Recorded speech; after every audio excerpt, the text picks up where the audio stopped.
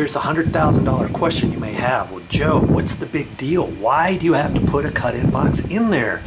If you have an existing condition like that, why not just put a pancake box right on that? Put your wires inside the pancake box. Come out of your pancake box.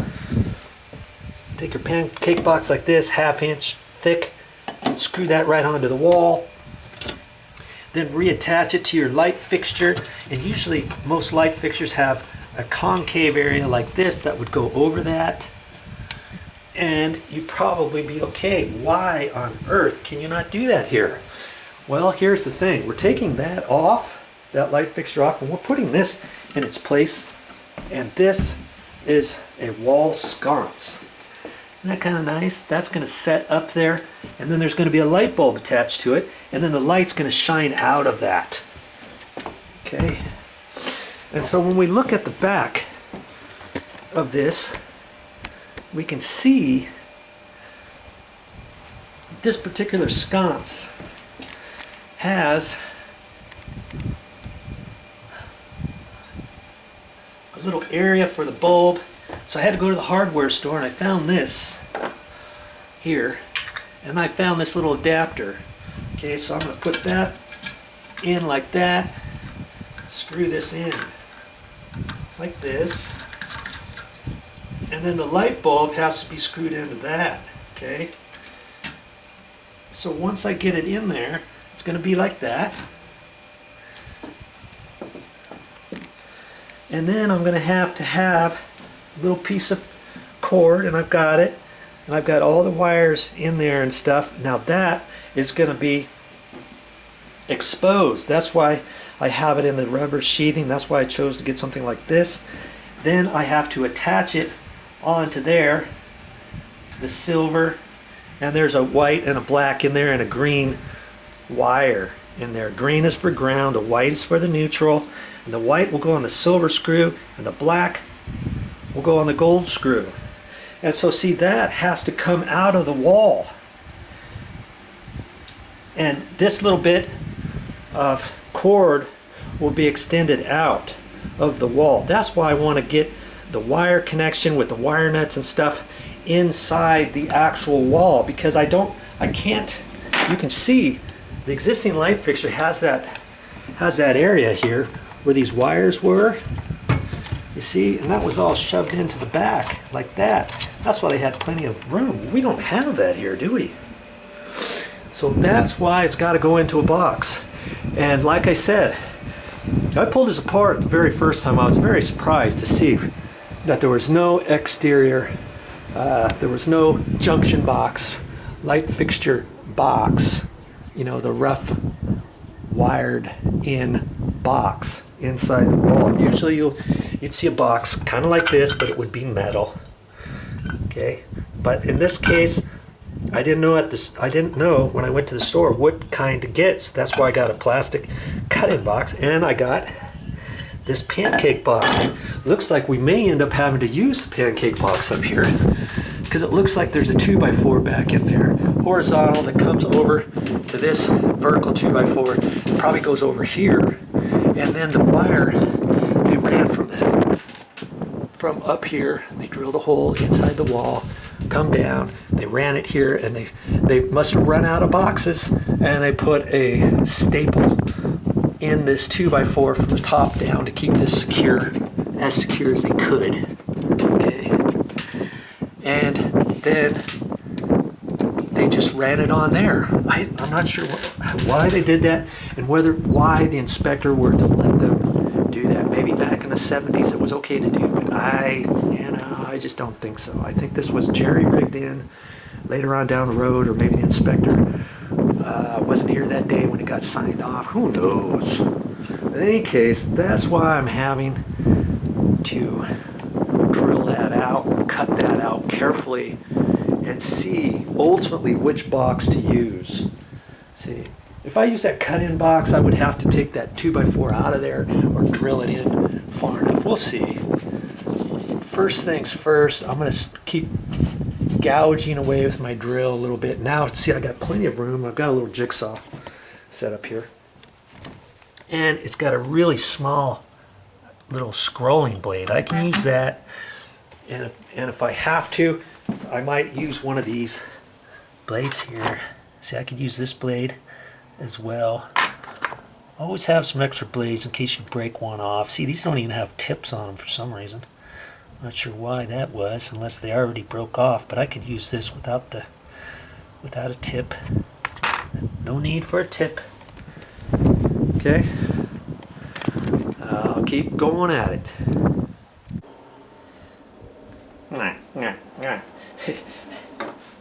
Remember I said I would take that and then screw that in, and then that's gonna hold in there. Well, I got this adapter for a reason. I may use it, I may not use it. I think I'm still gonna use it. Not quite sure yet though. But see, this, I forgot to tell you, this unscrews. Okay.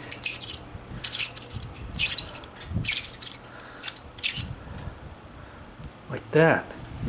So what I could do is hold that in there like that and then put that in.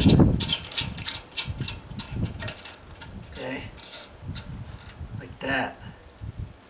Now I can screw the light bulb from there down, and that's probably what I'm going to do. But if I wanted the light bulb extended down further, I could screw this in there and do that. Okay. So go to your local hardware store and see what type of options you have. Ask for the ground wire. You may say, how are you going to hook up the ground, Joe? Because there's only two screws up here, a silver screw and a gold screw. Gold screw for black, silver screw for white. I got some little ground clips. And I can take the ground wire, hook it in there, and I can push it right down on that, and that will ground that if I need to do that. Some light fixtures don't have a ground wire, some others do. So sometimes you just have to do what you got to do. And if you got questions, you can always go to your local hardware store, tell them about your project and what you're trying to do, and see what they have to say about it. Wow, I may have to spray some WD-40 on that. It's been sitting for a little bit, so I can make sure I don't have an issue with the threads going up in there later. Okay, back to my project I go.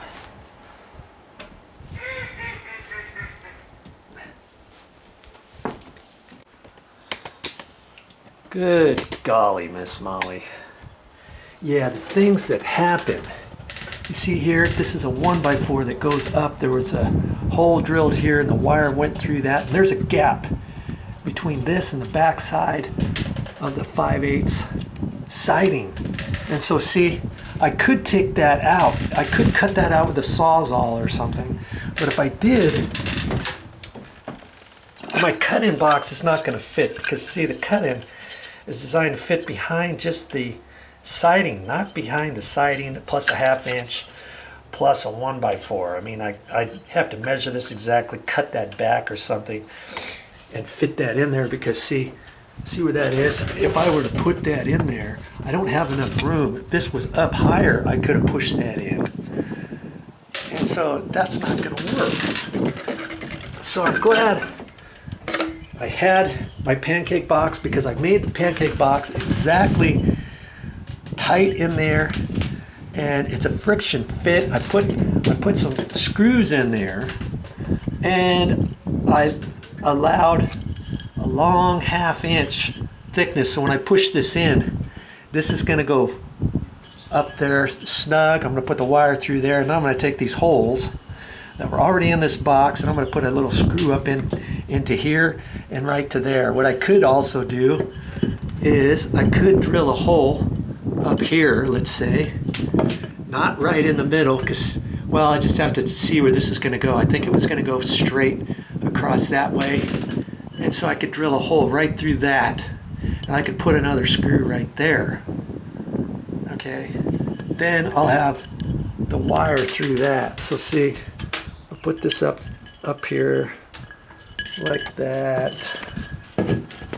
You see what I mean? Like that. And I might, it's a friction fit right now. I can line that up, and I can squeeze some screws in there, and I might drill a hole through that. Now see that there, some people may say, hey Joe, you're not supposed to do that. This wire is too close to that. Well, that's new construction, yes, but if you want, you could take a Romex connector, and that's a little thing that puts on here and it clamps on the back side. Well, you can't get to the back side, so you have to put the Romex connector in backwards, have it on the inside, screw everything tight on the inside of the box. Or you could take something, let's see here, you could take something like this.